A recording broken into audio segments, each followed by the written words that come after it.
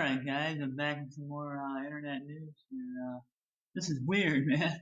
It says a toddler shoots two other children at Michigan home daycare facility. Weird. I'm just reading a story here on Fox News. I think it's in the Detroit paper too. But yeah, it's in Dearborn, man. This is where I'm at. Happened in Dearborn. Toddler in Dearborn, Michigan. Must not be too far from my house.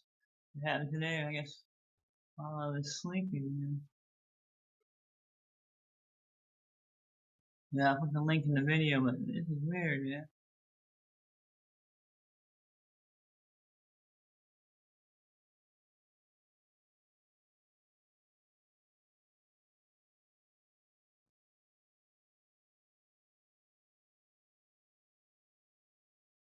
Wow. A little kid shoots the other little kid. Huh, that's weird. I've never seen that before.